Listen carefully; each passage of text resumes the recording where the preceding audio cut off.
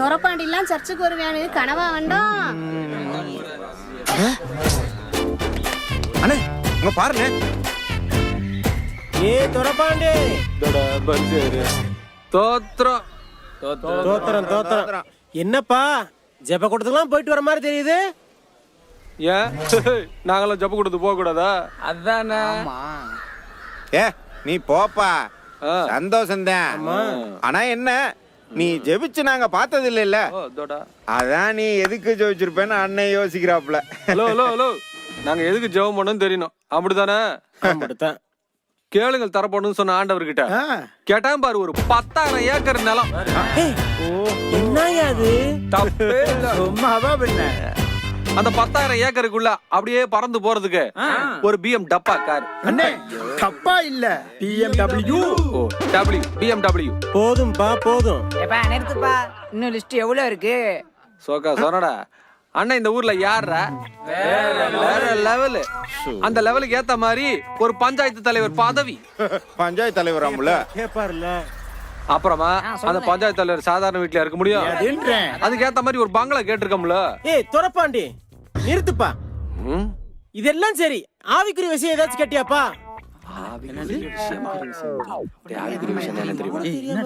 உனக்கா தெரியுமா? எனக்கு எதுவும் தெரியாது. உனக்கு இல்லையா? எப்பா ஆவிக்குரிய விஷயம்னா என்னன்னு சொல்லுங்கப்பா, நாங்களும் கேட்போம்ல.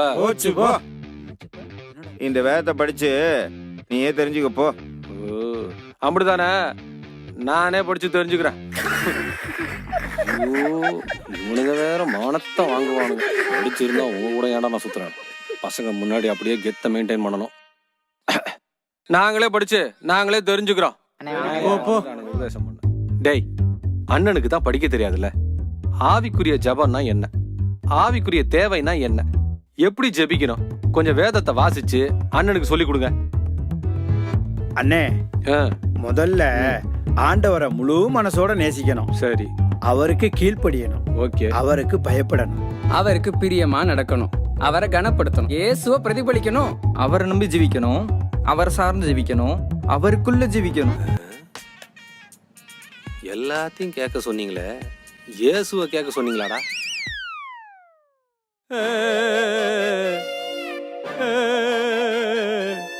இது தெரியாம 2 வருஷமா கிறிஸ்தவனா இருந்துட்டானே.